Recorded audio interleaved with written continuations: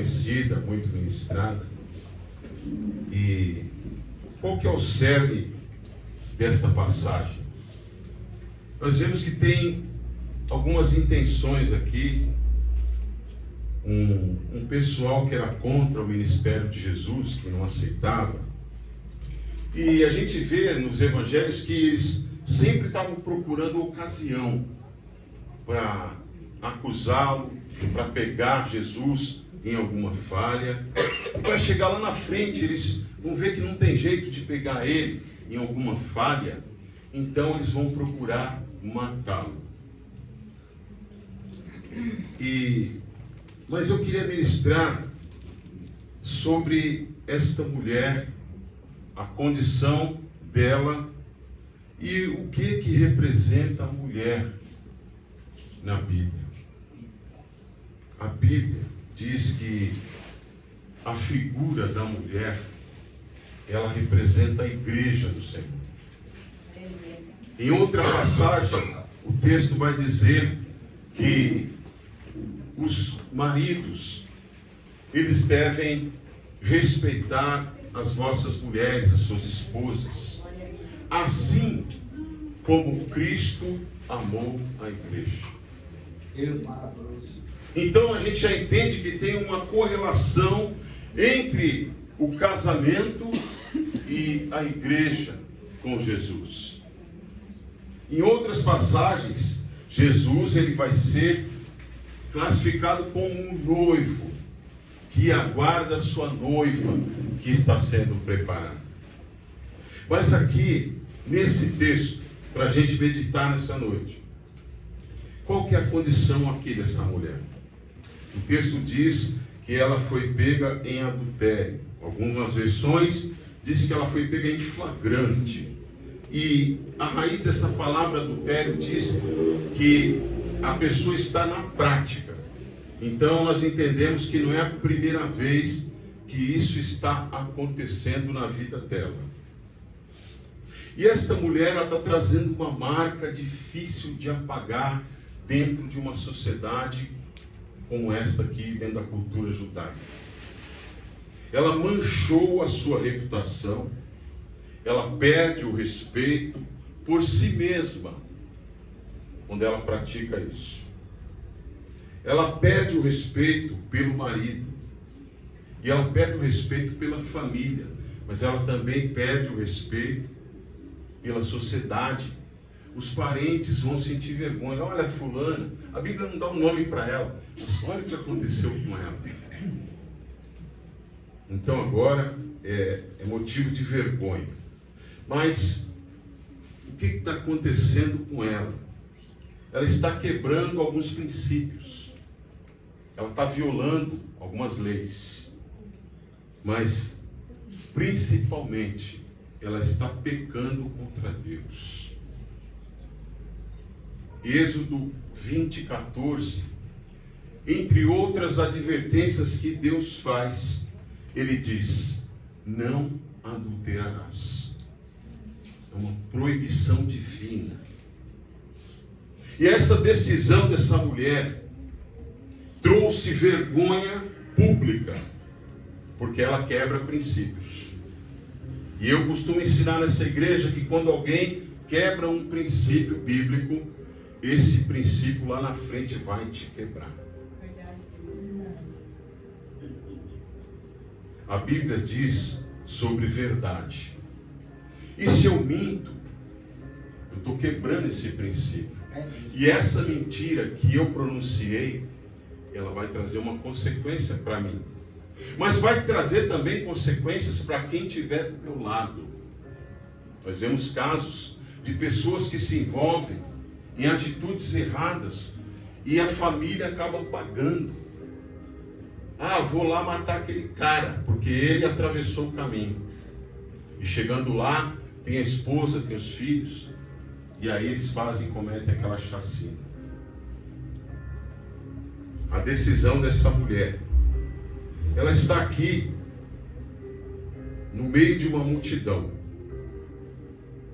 Ela está em praça pública, todo mundo sabe o que está acontecendo ali. E aí vem uma pergunta: por que ela está ali? O que levou aquela mulher para esta situação agora do texto?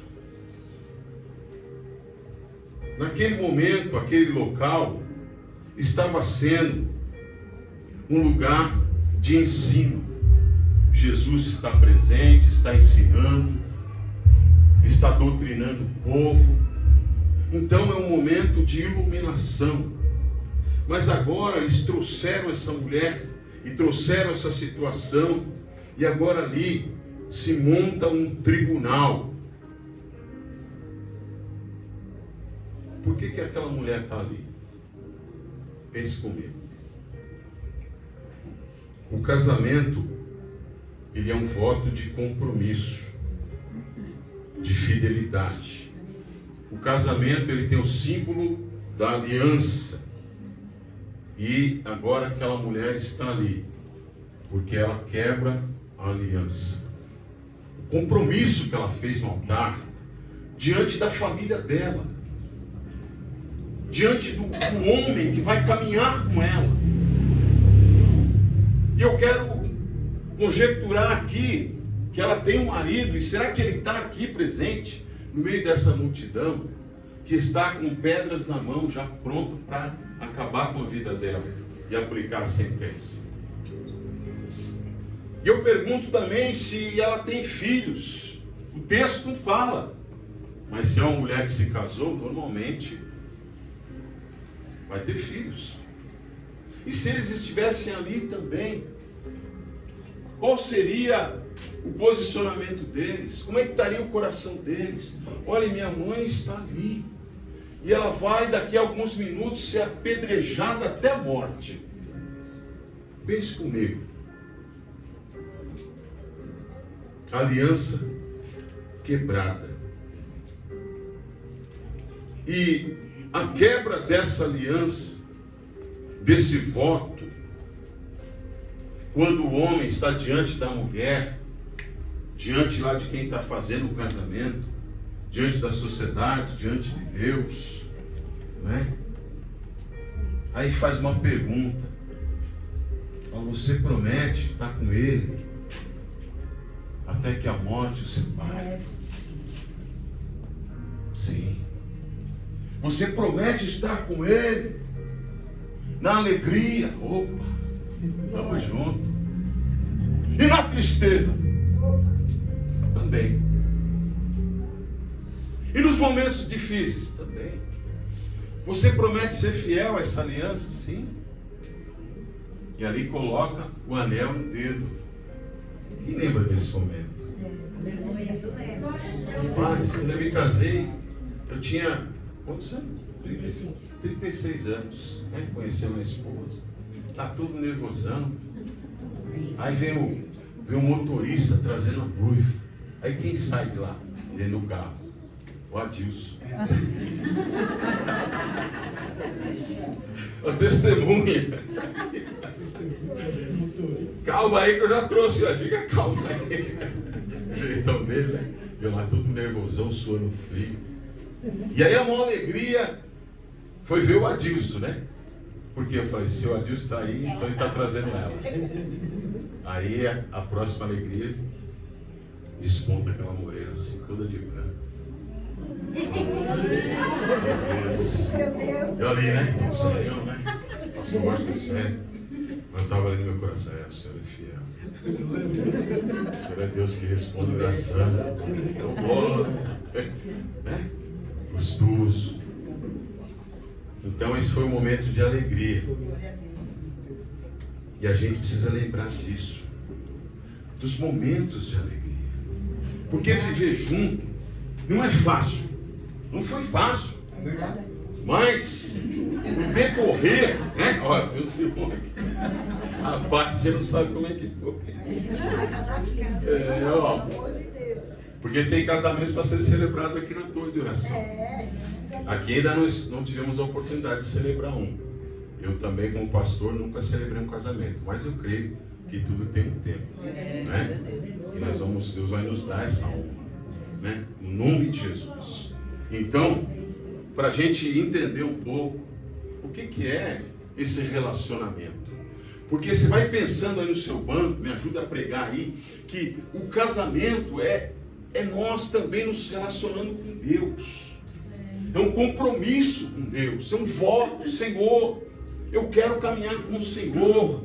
Eu quero estar contigo em todo o tempo, não só na igreja, mas quando eu sair daqui, eu quero que o Senhor esteja comigo lá no meu trabalho, eu quero que o Senhor esteja comigo dentro da minha casa, eu quero que o Senhor esteja comigo. Nós temos uma aliança, nós temos um compromisso, e está falando de fidelidade, está falando de honra. Aí essa mulher está aqui, o que trouxe ela para ali? A infidelidade. Só que isso aqui é muito sério. E a gente vai meditando na palavra, porque esse pecado dela, que não é só dela, porque ninguém adultera sozinho. Sim ou não? Sim, sim. Dá para adulterar sozinho? Eu estava pensando. Dá para adulterar sozinho?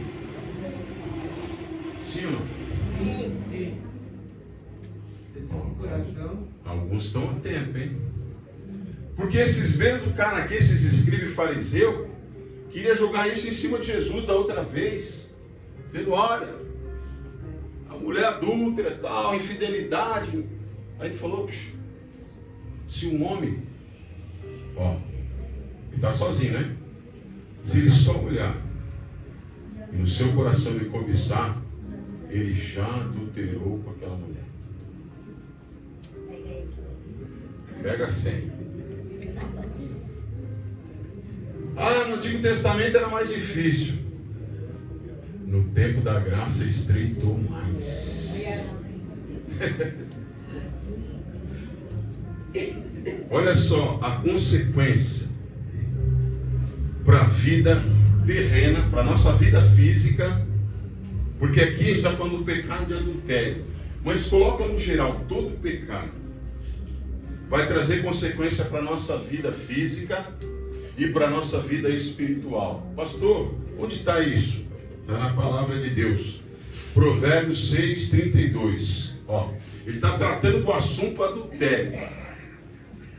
E olha o que está escrito: o que comete tal coisa tem falta de raciocínio, é louco, porque ele destrói a sua própria alma. Saiu do físico e foi para o espiritual agora. Então tem implicação no momento e tem implicação para a eternidade.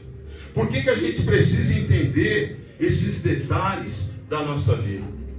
Porque a gente vai pensar que a gente pode viver de qualquer maneira, que eu posso fazer qualquer coisa com o meu corpo, que eu posso tomar qualquer atitude, afinal Deus vai me perdoar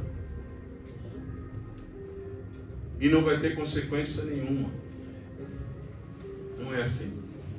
Davi, ele tinha mulheres quando ele comete um adultério. Ele tinha agregado algumas mulheres lá com ele, mas quando ele cobiça a mulher de Urias, o texto classifica como um adultério. Por quê? Ela era uma mulher casada, era uma mulher que tinha compromisso com um dos seus soldados de confiança. Então eu creio que essa atitude dele vai se tornar pior ainda, porque ele vai trair a confiança de um amigo.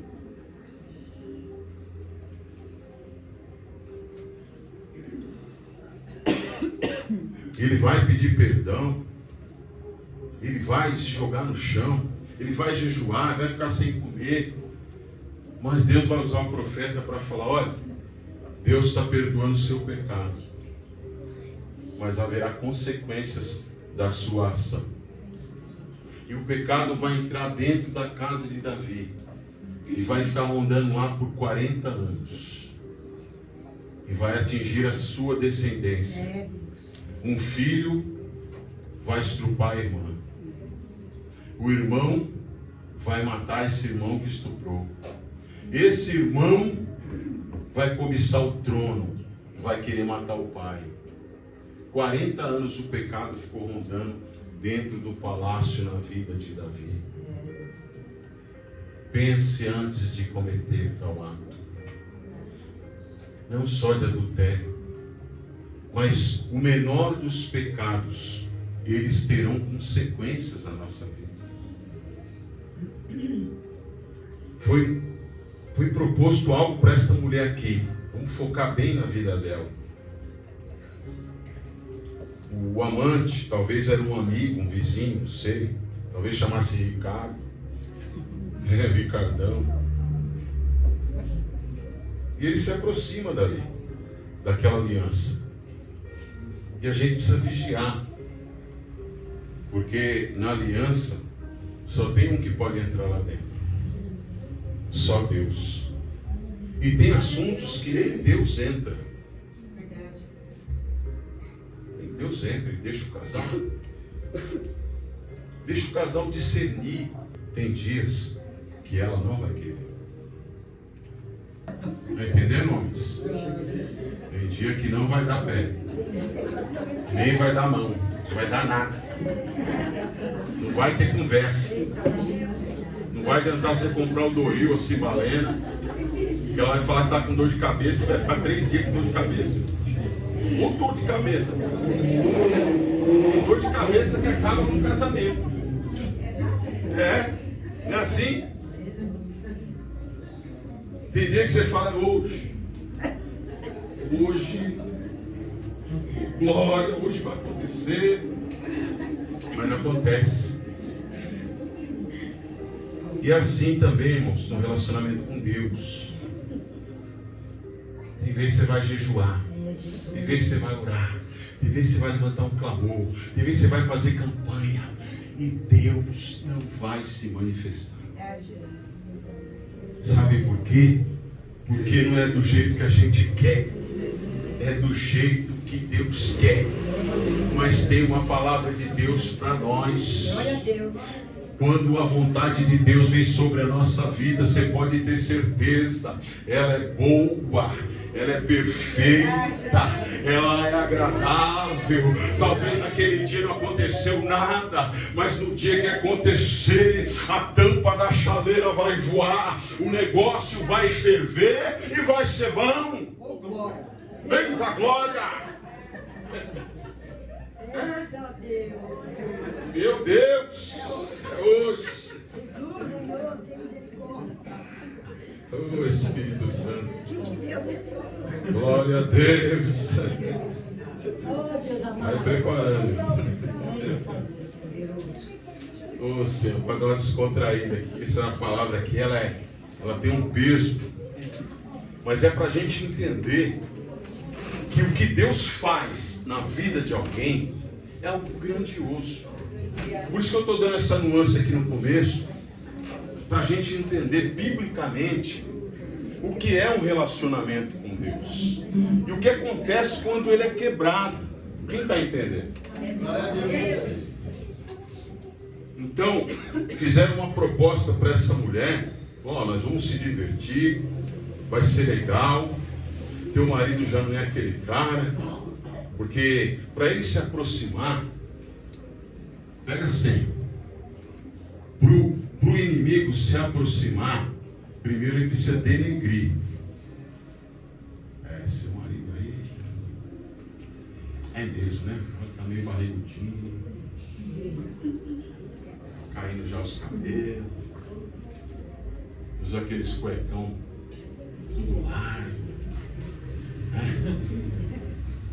Puxa, é mesmo, né? Anda meio barbudo, meio largado. Não passa mais aquele perfume, aquele creme hidratante, né? E o cara, ele chega todo: puxa, você é uma mulher que vai te jogar fora, hein, meu? Você cortou o cabelo hoje, ficou bonito, hein? Então ele começa ali com as sutilezas. O diabo é isso. Ele não chega lá com chifrão, com rabão, com a capona preta, todo de vermelho. Chega assim, não. Ele chega: oi, tudo bem? Bom dia. No segundo dia. Oi, tudo bem? Uma roupa nova? Não, faz 15 dias que eu venho com ela. Mas nunca notei, agora estou reparando. Ó, já está dando, está se aproximando. No primeiro dia ele passou lá na terceira fileira da empresa. Já no segundo ele já está na primeira fila. Vigia. Porque o diabo, ele anda em derredor, bramando como um leão, esperando o momento para te destruir. Tem que vigiar. Essa mulher está aqui, ó. Ela não fala nada. Ela está lá, não pode abrir a boca. Ela não pode se defender. Porque alguém fez uma proposta para ela. Ó, você pode fazer o que você quiser. Mas olha que a palavra de Deus ela diz. Lucas 12, 2. Tudo é feito às escuras, às escondidas. Mas manda dizer o Senhor, tudo aquilo que está é feito no escondido, Deus vai trazer à tona. Eita, agora vai ser revelado. A vida dessa mulher aqui é uma vida de escuridão e trevas, mas agora Deus trouxe tudo para cima. E tudo isso aqui que eu falei foi apresentado a Jesus. Mas Jesus, ele é luz. Jesus é a luz do mundo. João 8,12. Olha o que diz o texto. Jesus está falando.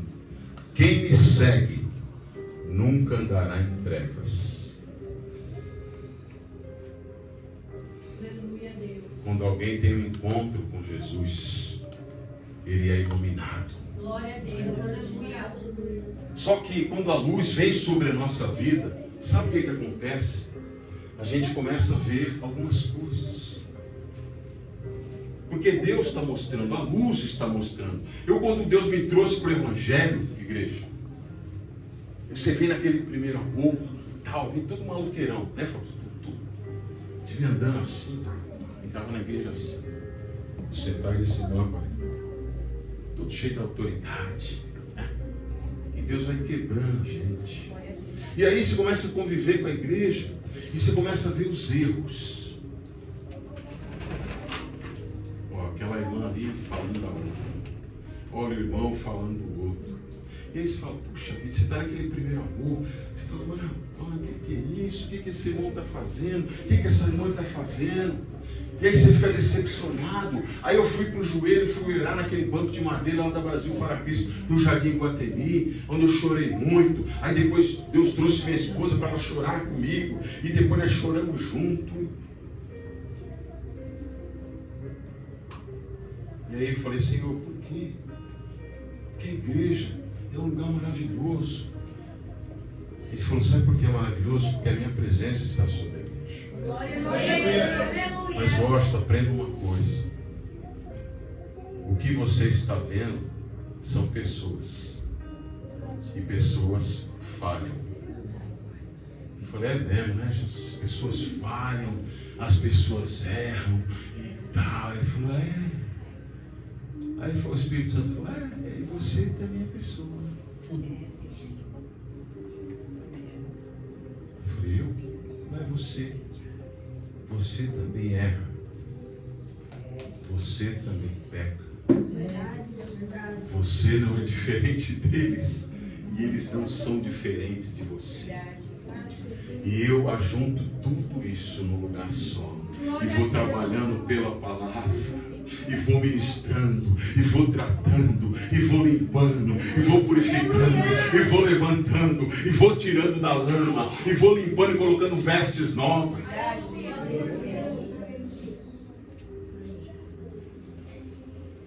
E aí trouxeram esse abacaxi aqui para Jesus. Está lá os acusadores. Jesus, nós temos prova.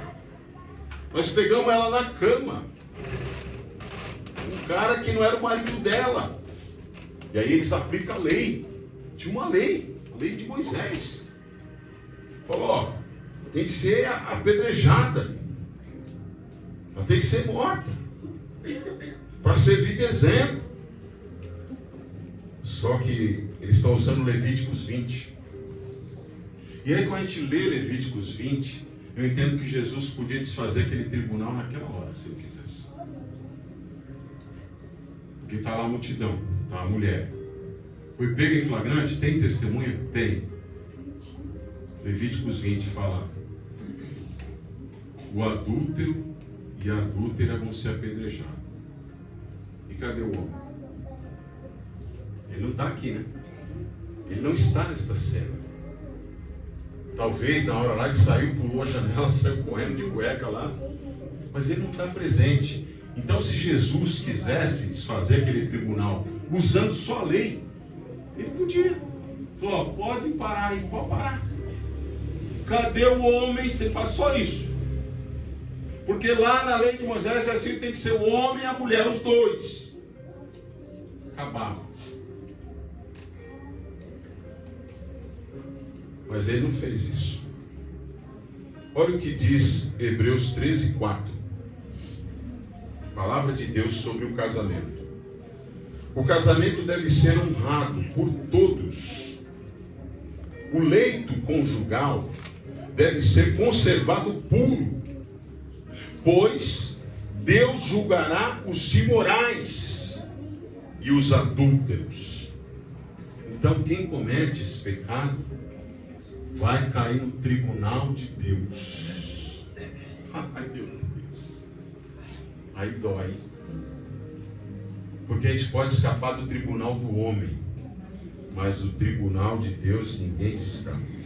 Essa mulher está ali porque ela seguiu o seu coração. Ela está ali porque ela está agindo pela carne dela. A carne dela pulou, ela se sentiu atraída e foi. Uma vez, duas, três. E ela não para, não consegue sair dessa situação. Ela está enrolada. Mas aí em Gálatas 5,16 o que é dito? Por isso eu digo, vivam pelo Espírito. Você não quer pecar? Caminhe pelo Espírito Santo. Deixa o Espírito Santo conduzir a tua vida. Você vê o irmão caindo ali, a irmã caindo lá, o outro caindo aqui, o outro caindo acolá. Porque eles estão andando segundo a carne. Mas ao conselho de Deus, digo, vivam pelo Espírito e de modo nenhum cumprirão os desejos da carne. O que eu entendo? Os desejos da carne vão bater na minha porta todo dia, toda hora, todo momento. Mas se eu estiver caminhando pelo Espírito de Deus, eu vou ter autoridade para dizer não, hoje não, na minha vida não, neste momento não, na minha casa não. Glória a Deus. Autoridade para dizer não. Ah, Senhor. Aleluia, Deus. Essa mulher está ali,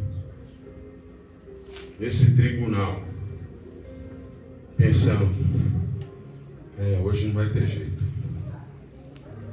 Acabou meus dias, perdi minha família, perdi meu marido, perdi meus filhos. Mas aí perguntaram para Jesus: e aí, mestre? E aí Jesus vai liberar uma palavra. E essa palavra vai desfazer aquele tribunal. No versículo 7. Ele está abaixado, vendo tudo ali, todo o cenário montado. As pessoas tentando acusar ele, tentando pegar ele no contrapé. E ele se levanta e libera uma palavra. Tudo bem. Mas aquele que não tiver pecado, se tiver um aqui que não tiver pecado, pode atirar a primeira pedra. E o texto diz que vai saindo um O mais velho fala: rapaz, eu sou um pecador. Joga a pedra no chão. E vai saindo um após outro, desde o mais velho até o mais novo. Mas quando Jesus diz: se há alguém aqui que não tem pecado, atire a primeira pedra. Tinha um. Tinha ou não tinha? Tinha. Ele era o único que poderia condenar aquela mulher. Jesus Cristo é o único que pode condenar alguém. Aleluia. Aleluia. Agora aqui ele está como advogado, mas é um advogado que também é juiz. Cristo desfez aquele tribunal. A primeira coisa que essa mulher experimenta, aquele tribunal que estava condenando ela, que ia matar ela, foi desfeito com uma palavra de Jesus. Ele tirou todo o peso da condenação, todo o peso da acusação, toda a palavra contrária saiu ali daquele momento, e aquela mulher recebe o primeiro alívio nas suas costas. Eita glória!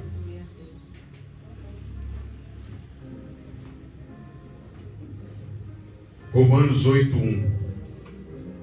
Portanto, agora nenhuma condenação há para os que estão em Cristo Jesus, e que não andam segundo a carne, mas segundo o Espírito. Aleluia. Saíram um a um, desde o mais velho até o mais moço, e Jesus agora, ele está como juiz, porque está aquela mulher pecadora e o juiz, e ele tem todo o poder para condená-la, todo o poder para julgar.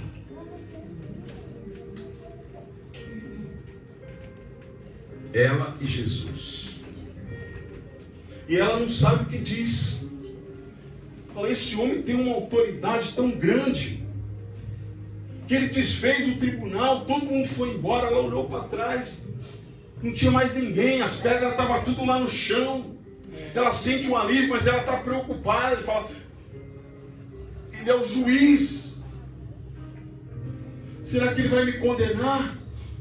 Ele é o único que pode me condenar. E ela continua preocupada. E ele olha nos olhos dessa mulher e diz: ei, mulher, olha aqui para mim. Ela está de cabeça baixa. Aonde estão os teus acusadores? Não ficou nenhum? Ela olha para trás e fala: não, Senhor, não ficou nenhum.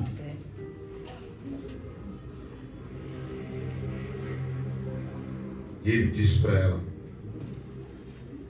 não ficou nenhum para te condenar? Não. Pois eu também não a condeno. Aleluia, Deus. Aleluia. Glória, glória a Deus. Aleluia. Aquilo que era para ser morte, aquilo que era para ser o fim, Deus maravilhoso, aquilo que era para ser o final de tudo, foi assim quando Jesus me encontrou. Era o final. Eu ia tirar minha vida com uma arma, e Jesus chegou. Eu cheio de culpa, cheio de remorso, cheio de miséria, cheio de trevas, chorando a madrugada toda. E Jesus falou: eu não te condeno. Eu não te condeno, não. Glória a Deus. Porque eu vim para que tenham vida, e vida em abundância. A igreja precisa entender essa obra de Jesus.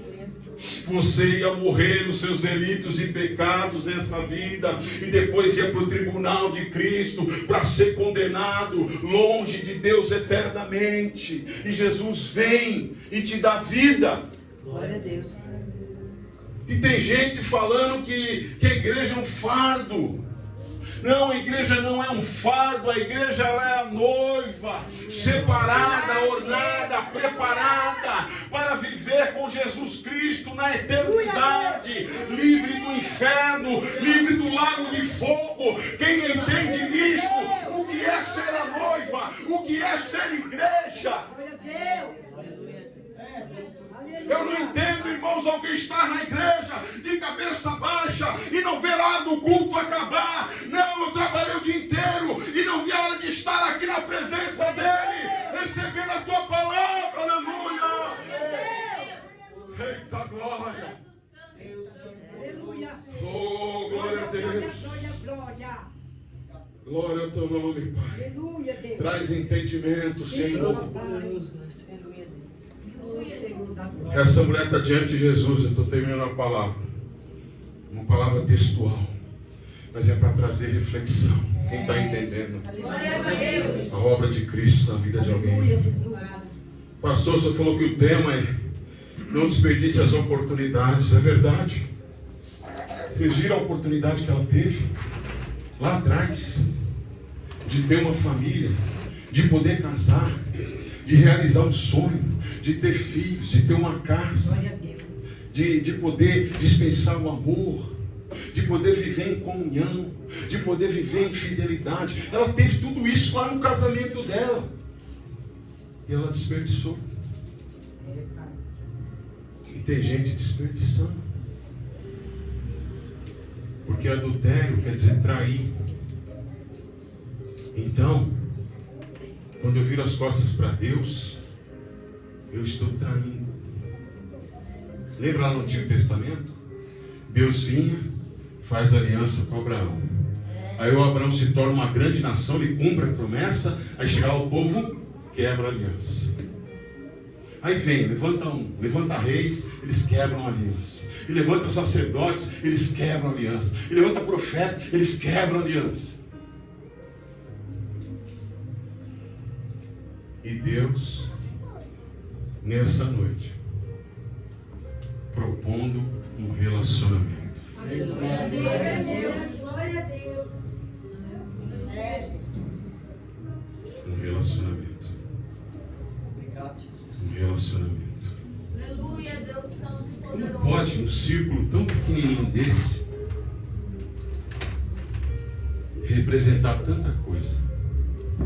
Pararam para pensar? Por que eu joguei no chão? Porque quando a gente despreza as coisas de Deus, nós estamos fazendo isso.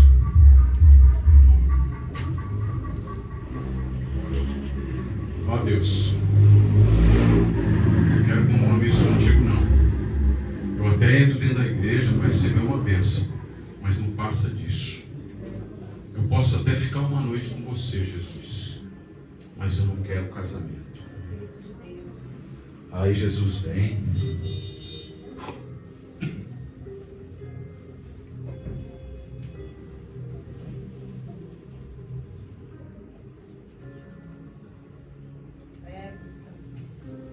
Guarda. Vou guardar na esperança que um dia ela volte. E quando ela voltar, eu proponho uma nova aliança. Aleluia. Aleluia. Glória a Deus. Oh, glória a Deus. Como o Senhor é maravilhoso, Pai. Poderoso. Essa mulher está diante de Jesus. E o que ela está recebendo? O livramento. Ela foi livre da acusação. Ela foi livre da vergonha. Quando ela escuta de Jesus, eu não a condeno. Aquele medo saiu. Ela está recebendo agora. Primeiro ela está sendo livre. Primeiro Deus opera uma obra de libertação em nós. Depois Ele concede. Vê como Ele é? Ele liberta. Ele trabalha. Ele te dá a oportunidade de falar, não quero mais isso na minha vida, não. Ele vai mostrar que aquilo está te fazendo mal. Que aquele pecado vai te trazer condenação. E fala, ó filho, está vendo? Você está vendo esse vidro aqui? Não está escrito nada. Mas se você beber, você vai morrer. Então Ele avisa. Aleluia, Deus. Mas essa mulher, ali diante de Jesus, ela e Jesus, mais ninguém, ela está recebendo um perdão. Aleluia, Jesus. Perdão. Ela está diante da presença de Jesus, ela está recebendo o amor. E essa presença, o que significa? Porque alguém fala assim, não quero mais caminhar com Jesus. Mas olhe para essa mulher.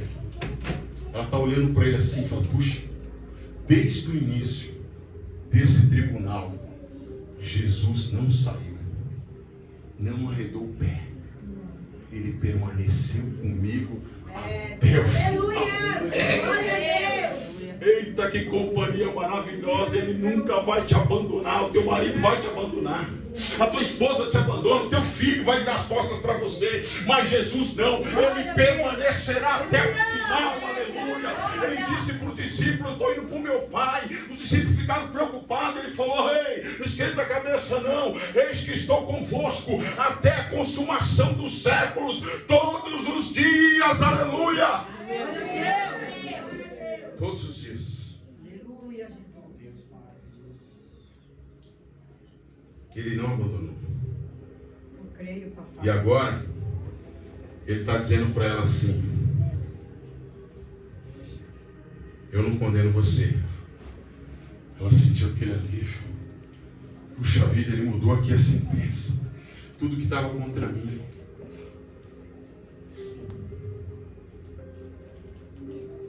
Mas espera aí, pastor, tem alguma coisa errada aí. A lei diz que se alguém for pego nesse ato, tem que morrer. E aí, a mulher não morreu. Vocês param para pensar nisso?